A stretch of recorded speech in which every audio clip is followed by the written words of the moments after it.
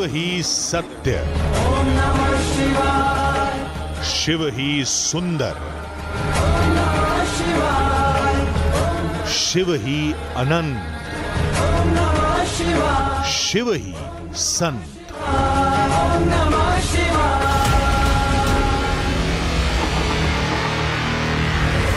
Tumour cancer type की एक गांठ सिर में बताई थी। रोया, मैं खूब रोया, आंसुओं से नहला दिया महादेव को। तो महादेव ने मेरी विनती सुन ली। इतना रोया मैं महादेव की पौली भरकर, जैसे कोई अपने भाई बहन या पिता को अपने एक पिता मान के, अपना मान के मैं इतना रोया महादेव की पौली भरकर। क्या ऐसी गलती हुई, हम तो आपकी भक्ति में लीन थे, तो ऐसी चीज़ें हमें क्यों देखने को मिल रही हैं। तो महादेव की ऐसी दया दृष्टि हो जाती है, अगले दिन जो रिपोर्टें आती हैं वो सारी ही नॉर्मल आती हैं, सच्चाई है।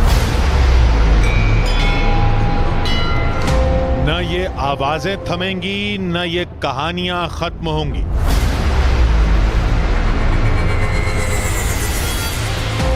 न सुनते सुनते आपका मन भरेगा। इस पूरे इलाके का चप्पा चप्पा, बच्चा बच्चा बस एक ही नाम दिन रात लेता है।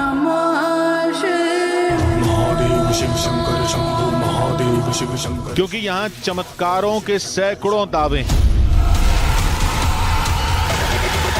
यहाँ भगवान के शिवलिंग की स्थापना महाभारत काल से भी पहले परशुराम द्वारा स्थापित है। ये मंदिर में पानी जल चढ़ाया जाता है तो बाहर नहीं निकलता। जो भूवैज्ञानिक होते हैं वो भी आए हुए हैं यहाँ पर, उन्होंने भी खूब खोजबीन करी है, पता नहीं चल रहा। अगर आपको ये लगता है ये सिर्फ दावे हैं तो आप गलत हैं। हमसे पहले कोई आए भी होंगे अगर वैज्ञानिक, तो वो भी बस सिर्फ बाद में सारी खोजबीन करके और हाथ जोड़ कर माथा टेक कर चले गए। क्योंकि हमने सारी बातों की जांच की, साइंस और विश्वास के तर्क वितर्क को परखा। हमने जैसे जैसे कदम आगे बढ़ाए तो हर असंभव दावा संभव होता गया। जहरीले विषधर पालतू हो गए। एक सांप ने ऐसा लपेटा कर रखा था, उसके सब बराबर में को कांवरिया निकल लेते, उसने कुछ नहीं किया। डर नहीं लगा? कुछ नहीं, वो हमें तो पता है ना कुछ कहेगा नहीं, भोले बाबा है। हर दावे की तस्वीर सच दिखने लगी और फिर जो नतीजे सामने आए उन्हें आप जरूर देखिएगा। क्योंकि आज के सफर में जितना रहस्य है, जितना रोमांच है, जितना चमत्कार है, उतना ही कल्याण भी है। वही शून्य है, वही टिका है। क्योंकि ये कहानी उनकी है जिन्हें कहते हैं इसके भीतर बसा शिवाय, कल्याणेश्वर महादेव।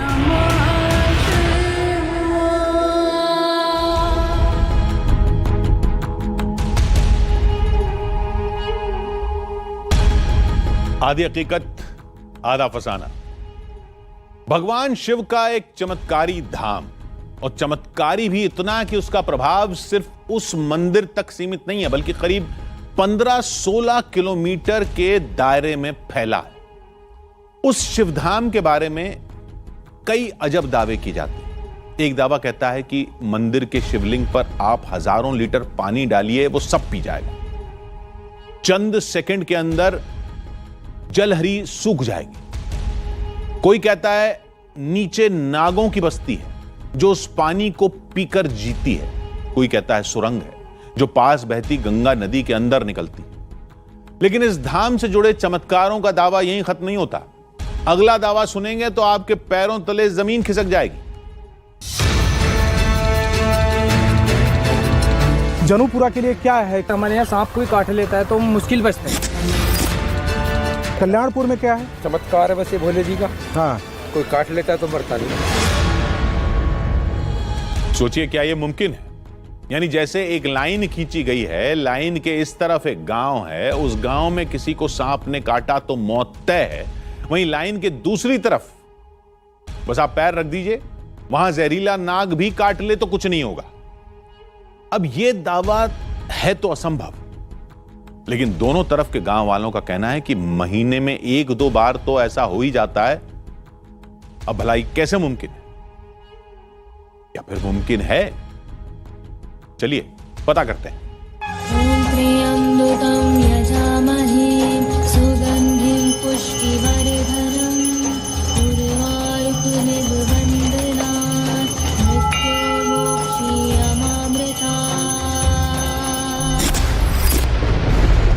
फन फैलाए नाग रास्ता रोके तो क्या करें?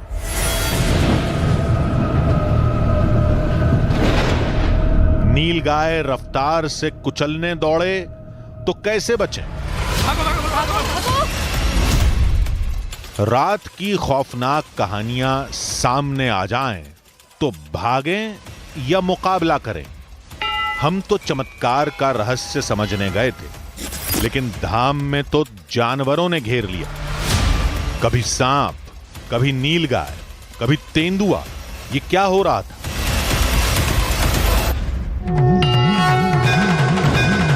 लोगों ने कहा डरिए नहीं, ये दरबार भोले का है, जहां प्रकृति भी शांत हो जाती है।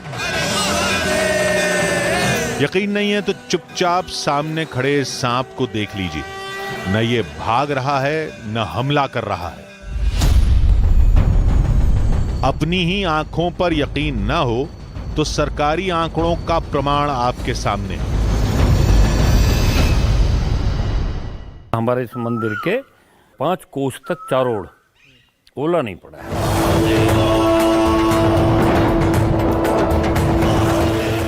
ये सारी बातें, सारे दावे इस मंदिर से जुड़े हैं।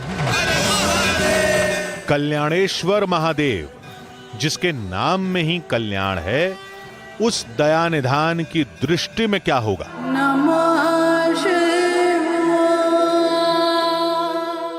मैं तो ऐसा अनुभव किया कि दर्शन मात्र से ही कल्याण हो जाए, क्योंकि ये कल्याणेश्वर महादेव है। जल का इसका कोई पता नहीं चला। मैंने भी खूब प्रयास करा है, खूब कांवड़ चढ़वाई है, रहा हूँ यहाँ। पुलिस अधिकारियों ने, यहाँ डीएम एसपी भी खूब बड़े बड़े सेठों ने जोर लगाए, पर जल का इसका कोई पता नहीं चला। ये शिवलिंग में ही भगवान नीचे से ही स्थापित है, नीचे ही चला जाता। कलयुग में इसकी कथा जो भी कहे, लेकिन यहां की कहानी तो युगों पुरानी है। ये 5200 साल पुराना मंदिर है। 5200 वर्ष पुराना है। अब तो शहर है नहीं, पहले जंगल था। ये टोटल जंगल था। पहले गंगा साफ दिखती है यहाँ। हमें उस जगह से जुड़े 3 चमत्कार खींच लाए थे। पहला दावा था, यहाँ पे भूत भी आते हैं रात में। भोलेनाथ जो है भूतों के ही नाथ हैं। यहाँ गुरुजी पूरी रात रहते हैं, और भी आसपास के गांव के आदमी रहते हैं रात में, पर किसी को आज तक कोई नुकसान नहीं है। सब खुश रहते हैं, प्रसन्न रहते हैं। दूसरा दावा कुछ और कहता है।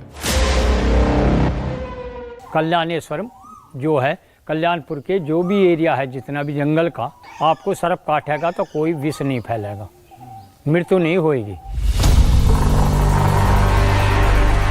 और तीसरा दावा वो जिसकी जांच हम सबसे पहले करेंगे। चमत्कारों से भरा ये धाम मौजूद था उत्तर प्रदेश के हापुड़ में। नमस्कार, मैं हूं रवि सिंह। भगवान शंकर का एक ऐसा मंदिर जिसके बारे में कई दावे किए जा रहे हैं। दावा यह किया जा रहा है कि मंदिर के अंदर मौजूद एक ऐसा शिवलिंग जिस पर हजारों लीटर जल चढ़ाने के बाद वो जल कहां चला जाता है पता नहीं चल पाता। नमस्कार, मैं हूं आपके साथ सपना शुक्ला। रवि आपको एक मंदिर के बारे में रहस्य बता रहे थे। जी हां, सच्चाई यही है। और इतना ही नहीं, जहां शिवलिंग हो वहां सांप होते हैं, क्योंकि भोलेनाथ के गले में सांप होते ही होते हैं। तो ऐसे में दावा यह किया गया कि जो आसपास के गांव हैं वहां सांप काट भी ले तो भी कुछ नहीं होता।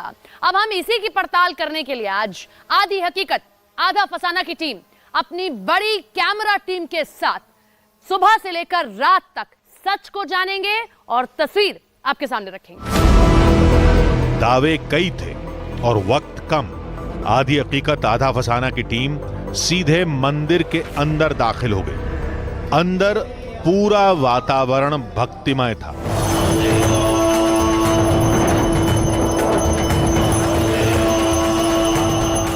कहीं महादेव के लिए फूल तोड़ते लोग थे, कहीं यज्ञ वेदी के पास भक्ति में डूबे श्रद्धालु, कहीं ईश्वर से स्नेह मांगता एक परिवार। सब देखते समझते हम मंदिर के गर्भगृह की ओर चल दिए। तभी वहां एक अजीब बात नजर आई। ये रास्ता दिखाई दे रहा है और एक ये रास्ता दिखाई दे रहा है, ठीक है। मैं चलिए इस रास्ते से आती हूँ, आप उस रास्ते से आ रहे हैं, लेकिन इतनी चौड़ी दीवार, इतनी मोटी दीवार रवि मैंने कहीं नहीं देखी है। कितने पुराने पुराने मंदिर रहे हैं, चाहे हम महाकाल की बात कर लें, किसी और मंदिर की बात करें, इतनी मोटी दीवार की क्या जरूरत पड़ी है? ये मुझे मतलब ये समझ नहीं आ रहा है। ये भी अपने आप में रहस्य कि पानी आखिर जाता है तो ये मोटी दीवारें क्या क्या काम? क्या यहां आसपास किला था और किले के अंदर मंदिर था, इसलिए दीवार इतनी मोटी है? लेकिन इतिहास के किसी पन्ने में इस जगह किसी किले का जिक्र नहीं मिलता, न हमें रास्ते में किसी किले के कोई अवशेष दिखे थे। हम उलझन से बाहर निकलते कि तभी हमें वो दिखा जो आज तक आपने नहीं देखा होगा।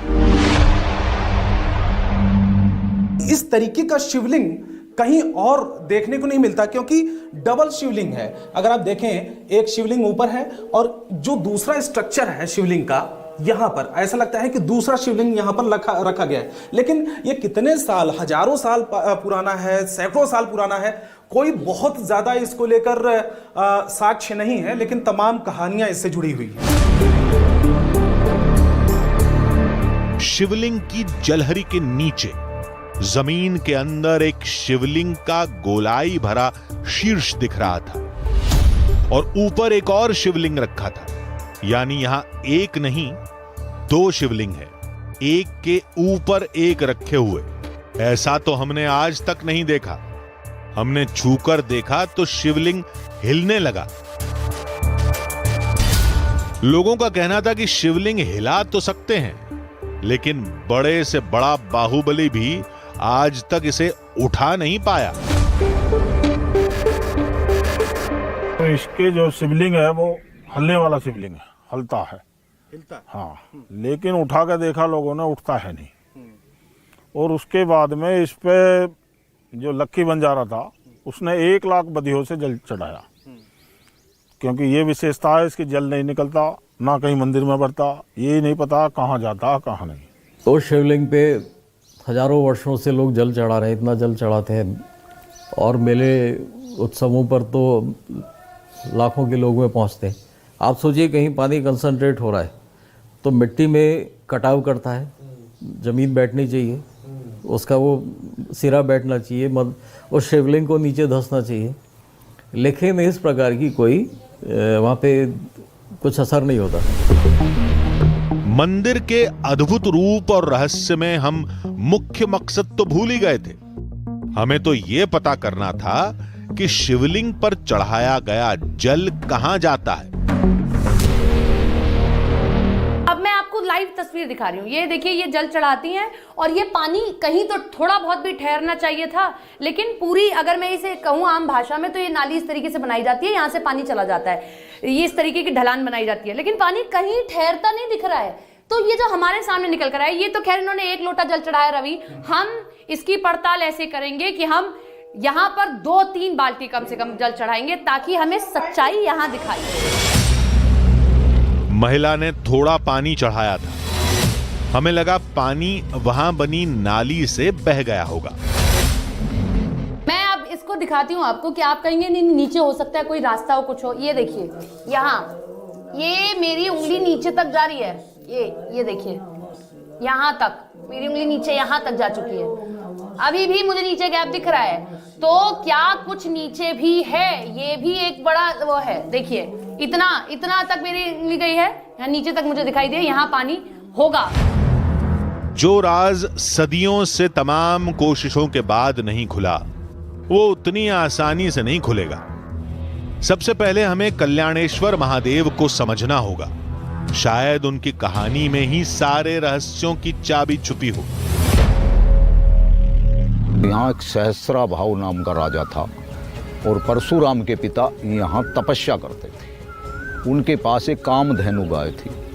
उस सहस्रा भाव दल बल के साथ यहाँ ठहरा। महाराज से भोजन के लिए, जो महात्मा परशुराम के पिता थे, उनसे भोजन की व्यवस्था के लिए गई। उनकी, मैं तभी इस वन में अकेला रहता हूँ और मेरे पास एक कामधेनु गाय है, तुम्हारी मैं फौज की व्यवस्था कर दूंगा। उन्होंने कामधेनु से मांगा, जो भी उन्होंने मांगा उन्होंने दे दिया। सहस्रा भाव के मन में बद्यांती आई और वो परशुराम के पिता की गाय को लेकर जबरदस्ती लेकर चला। परशुराम को जब पता चला तो उनका परशुराम का और सहस्रा बाहु का युद्ध हुआ और सहस्रा बाहु को हराकर भगवान परशुराम उस गाय को छुटा कर लाए। और महात्माओं के अनुसार बताई हुई बता रहा हूँ आपको, फिर यहाँ भगवान के शिवलिंग की स्थापना महाभारत काल से भी पहले परशुराम द्वारा स्थापित है ये मंदिर। मान्यताओं के मुताबिक त्रेता युग के इस मंदिर में स्वयं शिव बसते हैं और इसका रास्ता नागलोक तक जाता है, जिसकी वजह से मंदिर में रोज सांप देखने को मिलते हैं। इसके नीचे एक बहुत पुराना कुआं है, इसमें आप 1000 लीटर, 2000 लीटर, 10,000 लीटर रात दिन भी पानी चलाएंगे तो वो नीचे पाताल में चला जाए। इस शख्स की बात माने तो मंदिर के अंदर सैकड़ों फीट गहरा कुआं हो सकता है और शिवलिंग में डाला गया पानी उसी में समा जाता है। लेकिन हजारों साल से जल अर्पण किया जा रहा है, उस सूरत में कुएं को अब तक भर जाना चाहिए था। हमने कहा कि हो सकता है कि मंदिर के किसी कोने से पानी निकलता हो, किसी नाली के जरिए, और जंगल में किसी तालाब या कुंड में इकट्ठा होता हो, लेकिन लोगों ने उस बात को वहीं काट दिया। अंग्रेजों ने इसकी खुदाई कराई है, एक फुट चारोड़, 1 मीटर तक चारोड़ खुदवा के देख लिया कि कोई पाइप तो नहीं दब रहा है या कोई ऐसे कोई स्रोत तो नहीं है, कुछ पता नहीं लगा अब तक। उस समय की बात है जिस समय ये सन 75 के 80 के बीच में जब ये हमारी नहर खुद रही थी ये, तो उस समय पे जो नहर के इंजीनियर है वो यहाँ काफ़ी बहुत दिनों तक यहाँ रुके भी रहे और उन्होंने भी काफ़ी इसमें कोशिश करी कि पता तो लगे कहाँ पानी जाता था, वो लगा नहीं पाए थे। अब ये बात तो हम आंखों से देखेंगे तभी मानेंगे। लोगों ने कहा आप क्या करेंगे, अंग्रेजों की तरह न जाने कितने आए और कल्याणेश्वर महादेव के आगे नतमस्तक होकर गए। छोटे मोटे जैसे राजा रह करे उन्होंने अपने घोड़ों से जल मंगवाए कर और इस पर डलवाए कर देखा, इसका फेर भी पता नहीं चला। और गंगा जी यहीं बहती थी, यहीं से हटता हटता यहाँ से 6 किलोमीटर दूर चली गई हैं। यहीं गढ़मुक्तेश्वर गंगा मंदिर के पास ही गंगा बहती थी। ये तो एक अखंड वन था, गंगा का क्षेत्र रहा। बुजुर्ग साधुओं ने कि वो कुआं का स्रोत गंगा से मिला हुआ था। हाँ, ये बात हो सकती है। हमें लगा कि हो ना हो, जिसने भी मंदिर बनवाया उसने शिवलिंग के नीचे से गंगा जी या नहर तक सुरंग बनवाई होगी और सारा पानी उसी सुरंग के जरिए नदी के पानी में मिल जाता होगा। नागलोक और कुएं का पता करना मुमकिन नहीं था, लेकिन पानी का रास्ता जानने की कोशिश हम कर सकते थे। हमने लाइव टेस्ट शुरू किया। सबसे पहले हमने मंदिर के हैंडपंप से 2 बाल्टी पानी भरा, फिर मंदिर के अंदर पहुंचे। पहले हमने लोटे से पानी चढ़ाया, लेकिन पानी कहां चला गया पता नहीं चला। एक जगह आप देख रहे होंगे ये जो गैप उस साइड में, वहां तक पानी नहीं जा रहा है, वो सीधा सीधा अंदर चला जा रहा है। लोटे से काम नहीं बना तो हमने सीधे बाल्टी से पानी डालना शुरू किया। अब मैं लोटे भर के नहीं, अब मैं पूरी 1 बाल्टी पानी, इतना पानी है देखिए मेरी बाल्टी में, और मैं पूरी 1 बाल्टी पानी पूरा इस शिवलिंग पे चढ़ाती हूँ। और ये कहाँ जाएगा, जरा कैमरा पर्सन इस पर ध्यान देते रहे। ये देखिए कहीं पानी जमा हुआ, रवि कहीं दिख रहा है जमा होता पानी? नहीं, सब गायब हो जा रहा है पानी। हमने बाल्टी भर पानी शिवलिंग पर अर्पण कर दिया, लेकिन पानी नाली से बहकर नहीं गया, बल्कि शिवलिंग के चारों तरफ बने गड्ढे में समा गया। लेकिन गड्ढे के पानी का स्तर 1 इंच भी ऊपर नहीं उठा। हमने एक एक करके कई बाल्टी पानी डाला।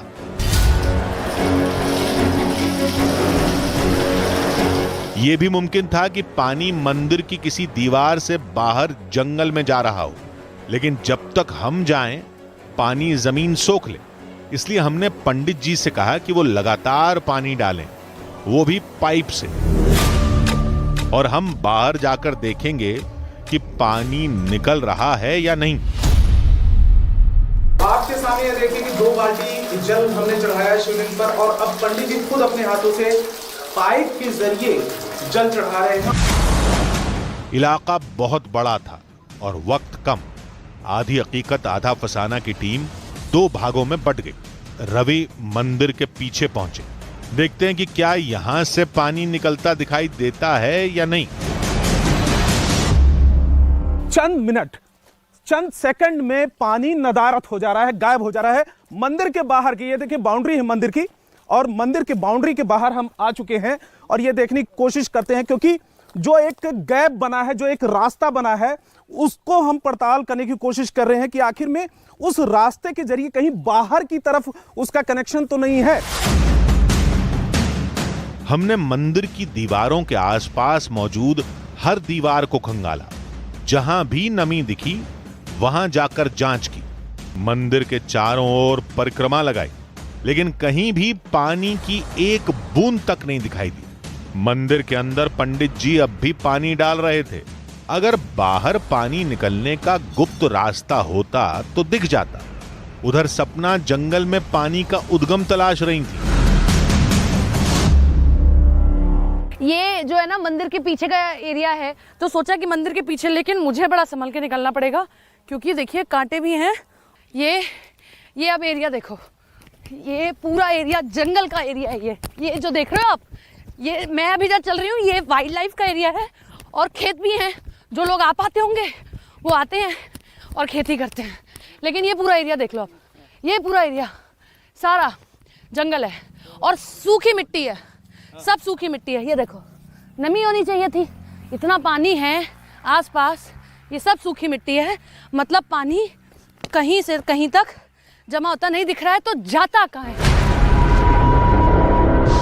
दोनों को कुछ नहीं मिला तो लौट आए। फिर मंदिर के अंदर गए और पंडित जी को रोका। बस बंद कर दो, बंद कर दो, बंद कर दो। इतना जल चढ़ाया तो माफी मांगनी बनती है, इतना परेशान क्यों नहीं? हे हमसे कोई गलती हो गई तो क्षमा करें। पाताल लोक वाली थ्योरी को परखा नहीं जा सकता। मंदिर या जंगल में भी कोई कुंड नहीं मिला, तो क्या मंदिर के अंदर से कोई सुरंग पास बहती गंगा नदी या फिर नहर में जाती है? इस सवाल का जवाब तो वहीं जाकर मिलेगा। आधी हकीकत आधा फसाना की टीम फिर 2 भाग में बट गई। सबसे पहले रवि नहर के पास पहुंचे और जो दिखा उसने रहस्य को और गहरा कर दिया। ये जंगल है, ये जंगल का इलाका है और बिल्कुल मंदिर से सटा हुआ है और रोड के दूसरी तरफ एक बड़ी नहर है। नहर के अंदर हम आए हैं। यहां पर हो सकता है कि हमने सोचा कि हो सकता है कि जो जल चढ़ाया जाता है वो इसका कनेक्शन इस जगह से तो नहीं है, लेकिन आप देखें इस जगह पर इस नहर की ये कंडीशन है, यहां पर धूल उड़ रही है, तो यानी कि इस जगह पर भी पानी का सुराग नहीं मिल पा रहा है। जो जल चढ़ाया जाता है वो जब वो जंगल में नहीं जा रहा है, बगल में जो बड़ी नहर है वहां पर नहीं जा रहा है, तो आखिर में जा कहां रहा है? अगर पानी यहां आता तो नमी तो दिखती, लेकिन दूर दूर तक नहर में रेत के सिवा कुछ नहीं था। देखते हैं सपना को क्या मिलता है। मैं गंगा के किनारे हूँ। गंगा किनारे दरअसल इसलिए आए हैं हम लोग क्योंकि मंदिर यहाँ से हार्डली 1.5 किलोमीटर की दूरी पर है और अक्सर ऐसा होता है जो पुराने स्टाइल के बने हुए मंदिर होते हैं उनमें जो लोग मंदिर बनवाते थे, जो 2 साल 3 साल पुराने हैं, नीचे रास्ता जो है नदी के किनारे जाया करता था। तो जब इतना पानी डाल रहे हैं, कहाँ पानी जा रहा है, यही देखने के लिए कि कहीं कोई पाइप तो नहीं है, हम लोग किनारे पर आए। लेकिन मैं यहाँ से पूरी तस्वीर आपको दिखा रही हूँ। ये देखिए, ये पूरा रास्ता, लेकिन सूखी रेत मुझे दिखाई दे रही है। कहीं तक भी मुझे कोई ऐसा पाइप या कुछ भी ऐसा नहीं दिख रहा है कि मैं आपको दिखाऊं। ये देखो, यहाँ पर भी सूखी रेत है, यहाँ पर भी अगर कुछ होता तो दिखता, लेकिन यहाँ दूर दूर तक मुझे कुछ नहीं दिख रहा है। गंगा नदी के पास भी पानी आने का कोई निशान नहीं था। सिर्फ एक संभावना थी कि शिवलिंग से पानी नदी के बीच कहीं निकलकर गंगा में मिल जाता हो। लेकिन अगर ऐसी कोई सुरंग है भी, तब भी पानी के अंदर जाकर उस स्रोत को तलाश पाना नामुमकिन काम है। आधी हकीकत आधा फसाना। शिवलिंग पर अर्पित किए जाने वाले जल का रहस्य नहीं सुलझा, लेकिन अब तक शांत रहे मंदिर में अचानक हलचल तेज हो गई। हमारी एक टीम गांव से जुड़ा रहस्य सुलझाने गई थी। उसका रास्ता एक सांप ने रोक लिया। उसी वक्त दूसरी टीम मंदिर में थी। उनके सामने भी एक नाग फन फैलाकर खड़ा हो गया। हमने जगह बदली, जंगल की तरफ गए तो वहां नीलगाय ने जानलेवा हमला कर दिया। गांव वालों ने कहा कि आपने कल्याणेश्वर में जांच की, जिसके लिए माफी मांगी तो महादेव ने माफ कर दिया। लेकिन शिव के गणों को यह मंजूर नहीं हुआ। हमने उनकी बातों को हवा में उड़ा दिया। लेकिन फिर जो हुआ, उसने कल्याणेश्वर महादेव की हर कहानी का रहस्य खोल दिया।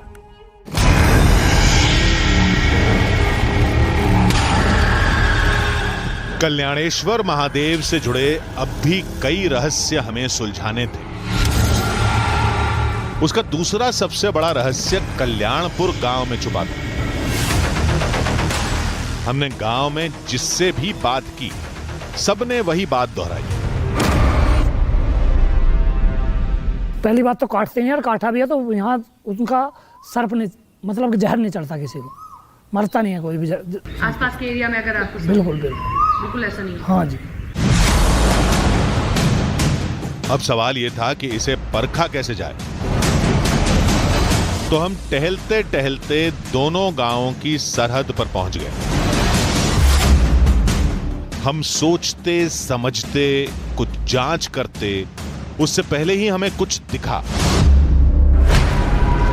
वो नाग था, काला नाग। रास्ते में बैठा था, हमारा रास्ता रोके, जैसे हमारे आने का ही इंतजार कर रहा हो। अमूमन सांप इंसानों को देखकर भाग जाते हैं या खतरा देखकर हमला करते हैं, लेकिन वो सांप चुपचाप फन फैलाए बैठा था। शायद यहां उसका बिल होगा। तभी हमें कल्याणपुर का एक शख्स दिख गया। उसने हमें बताया कि हम कल्याणपुर और जनुपुरा गांव की सरहद पर ही खड़े थे। इस इलाके में लोगों को अक्सर सांप नजर आ जाते हैं और मेरे सामने आप देखिए कि एक सांप है, नाग है, जहरीला है। और लेकिन सबसे बड़ी बात यह है कि भगवान शंकर कल्याणेश्वर मंदिर उस तरीके का वरदान है कल्याणपुर के गांव के लोगों को। अगर गांव के लोगों को ऐसा कहा जाता है और दावा किया जाता है कि अगर उनको सांप काट लेता है तो कुछ नहीं होता, लेकिन बिल्कुल बगल में ही जनुपुरा गांव है, वहां के लोगों को अगर काट लेता है तो उनकी मौत निश्चित है। गांव के भी लोग हमारे साथ में। क्या इस तरीके का दावा है? क्या किया जाता है दावा? जो मतलब कल्याणपुर सांप काट लेता है तो मरता नहीं है बिल्कुल भी। जो पास में गांव जनुपुरा पास में बिल्कुल सटा हुआ, यही सांप अगर काट लेता है तो मर जाता है जनुपुरे गांव का आदमी। ऐसे बहुत सारी घटनाएं। हाँ, बहुत घटनाएं हुई हैं। हाँ। कल्याणपुर कभी नहीं मरा कोई भी सांप काटा, कोई नहीं मरा कभी भी। और जनुपुरा का कभी नहीं, हमारे हुस्न तो कभी नहीं मरा ये। अच्छा। हाँ जी, जनुपुरे में तो मर गए। हाँ, काटे, काफी काटे हैं। हमारे घर में 2 काट रखे हैं। हमारी माता काटी। जब काटा तो क्या हुआ था? बस जहर चढ़ा था, फिर ले गए, बस सही हो गई। अच्छा। हाँ, बस डॉक्टर के पास ले जाते हैं? हाँ, डॉक्टर के पास ले गए। यानी जो लोग सांप काटने से बचे, उन्हें तो डॉक्टरी इलाज ने बचाया। इससे चमत्कार कैसे साबित होता है? और यह बात तुरंत साबित भी हो गई। आपको डर लग रहा है? बैठिए जरा। हाँ, मुझे डर लग रहा है। डर लग रहा है? हाँ, डर लग रहा है। लेकिन आप तो कल्याणपुर गांव के हैं, आपको बैठिए जरा। विष तो है ही, फिर भी विष तो इसके अंदर है ही। मतलब जहर तो चढ़ता ही चढ़ता है, मरता तो नहीं है, पर जहर चढ़ जाता है। उस शख्स ने कहा कि मौत नहीं होगी, लेकिन जहर से दर्द तो होगा, कोई अंग भी बेकार हो सकता है, इसलिए वो डर रहा था। हम बात कर ही रहे थे कि तभी सांप एक दिशा में चल दिया। तो ये देखिए यहाँ पर सांप है, बिल्कुल मेरे पास में 2 फीट की दूरी पर सांप है। और इस तरीके से कहा जाता है कि यहाँ पर अक्सर सांप नजर आ जाते हैं। मुझे डर लग रहा है, सांप बिल्कुल जा रहा है जनुपुरा गांव की तरफ। सांप एक खेत से रेंगते हुए जनुपुरा गांव में दाखिल होकर रुक गया, जैसे कोई इशारा कर रहा हो। वहां हमारी मुलाकात जनुपुरा गांव के एक शख्स से हुई।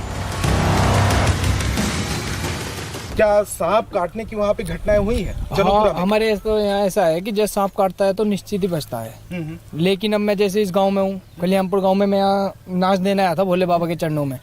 तो यहाँ पर ऐसा है, अगर मुझे सांप ने काट लिया तो मैं बचूंगा नहीं, लेकिन अगर इनके गाँव को काट लेगा तो ये मरेंगे नहीं। ये भोले बाबा का शुरू से ही वरदान है। तो अगर हम यहाँ पर हम भोले बाबा की पूजा भी करने आते हैं, लेकिन ऐसा है अगर हमारे यहाँ सांप कोई काट लेता है तो हम मुश्किल बचते हैं। लेकिन कल्याणपुर को यह वरदान मिला हुआ है, अगर यहाँ कोई भी सांप किसी भी प्रकार का हो, अगर काट लेता है या डस लेता है, कुछ भी मान लीजिए, तो उसे कुछ नहीं होता। सैकड़ों साल से चली आ रही कहानियां लोगों का विश्वास बन जाती हैं। हमने ये बात कही तो उस शख्स ने आंखों देखी एक कहानी सुनाई। घटना मेरे सामने हुई थी, हम बैट बॉल खेल लेते हैं यहाँ पे, तो ये पीछे भाग गए इकट्ठे का। इसमें एक लड़का बॉल ढूंढने के लिए गया, तो उसके 3 बार डंक मारा था सांप ने, उससे खून निकला, उसके बाद में उसे कुछ नहीं हुआ। यानी कि कल्याणपुर में काटा? हाँ, कल्याणपुर में काटा था। अगर ये जनुपुरम काटता तो मर जाता, वो तो सीधी सी बात है। कितनी घटनाएं हुई होंगी ऐसी? मेरे हिसाब से तो हमारे सामने तो रोज महीने में 1-2 आती रहती है सुनने के लिए। अपनी बात साबित करने के लिए उस शख्स ने एक और घटना सुनाई। मेरे सामने की एक घटना थी, मैंने कांवर लेकर आया था हरिद्वार से, तो सामने में मैं कांवर चढ़ा, तो इस ये जो किवाड़ है मंदिर का द्वार, इसमें ही एक सांप ने ऐसा लपेटा कर रखा था। उसके सब बराबर में को कांवरिया निकल लेते, उसने कुछ नहीं कही। वो तो ऐसी कैसी रहा था। डर नहीं लगा? कुछ नहीं, वो हमें तो पता है ना, कुछ कहेगा नहीं, भोले बाबा है, हम डरते नहीं है। हमें लगा कि आस्थावान इंसान हर घटना में चमत्कार देखता है, लेकिन तभी मंदिर में मौजूद आधी हकीकत आधा फसाना की टीम के साथ कुछ हुआ, कुछ ऐसा जिसने लोगों के दावे को ठोस रूप दे दिया। वो दावा जो ये कहता है कि कल्याणेश्वर महादेव के पास विषधर भी अपना स्वभाव भूल जाता है। बहुत दावे किए जा रहे थे, लेकिन एक दावे में से जो मैं दावा देख रही हूं, मैं डर रही हूँ, और डर लगना लाजमी भी है, क्योंकि इससे पहले मैंने तो कभी सांप नहीं देखा, और आज दिख रहा है और ऐसे सामने है, मेरी हिम्मत भी नहीं हो रही है कि मैं यहाँ बैठ भी पाऊँ। और जो लोग कह रहे थे कि आसपास जंगल है, बच कर रहिएगा, यहाँ सांप हैं, और जो आसपास के गांव हैं, लोग तो ये तक कहते हैं कि ये जो सांप आप देख रहे हैं, मतलब मुझे तो अभी भी डर लग रहा है, ऐसा लग रहा है मान लो वो मेरी तरफ देख रहा है। देखिए, मैं बोल भी नहीं पा रही हूँ। अभी से पहले मैं आपको कितनी जानकारी दे रही थी, लेकिन अब मैं बोल भी नहीं पा रही हूँ, क्योंकि मैंने कभी ना तो पहले सांप देखा, और वो भी इतनी नज़दीक से तो कभी नहीं देखा था। लेकिन लोग जो यहाँ के हैं वो यही कह रहे हैं, आसपास जो लोग बैठे हैं, कि डरने की ज़रूरत नहीं है, वो कुछ नहीं कहेगा, वो काटेगा नहीं। लेकिन अब रवि दरअसल एक गाँव में गए हैं, वो आपको बताएंगे कि कैसे वहाँ के लोग ये कह रहे हैं कि सांप रोज़ दिखते हैं, काटते हैं, लेकिन उनको कुछ नहीं होता है। लेकिन फिलहाल मैं जो देख रही हूँ वो वाकई डरावना है। मतलब ये हैरान भी करता है कि मंदिर थोड़ी सी दूरी पर है, लगभग 10 मीटर की दूरी होगी मंदिर है, और यहाँ सांप दिख गया है। वो किसी को कुछ नहीं कह रहा है, कह मुझे भी नहीं रहा है, लेकिन क्योंकि हम तो नहीं देखते कभी भी इतना नज़दीक से, तो जाहिर तौर पर डर तो लगेगा ही। लेकिन ये वाकई हैरान करने वाला एक दावा है। सांप वहां काफी देर मौजूद रहा। सतर्क होता तो फन फैला लेता, नहीं तो आराम से बैठा रहता। आसपास से लोग निकलते रहे, सफाई होती रही, लेकिन ना लोगों को उससे डर लग रहा था, न सांप किसी को देखकर भाग रहा था या हमला कर रहा था। हम भी काफी देर तक ये समझने की कोशिश करते रहे। सपना को लगा कि एक बार रवि के पास जाकर मदद करें। रवि तक पहुंचने के लिए हमें इस जंगल से होकर गुजरना है। ये देखो कितना घना जंगल है। कहने को तो लोग यहाँ कहते हैं कि ये आता है वो आता है, लेकिन हमें कुछ ऐसा दिखा नहीं।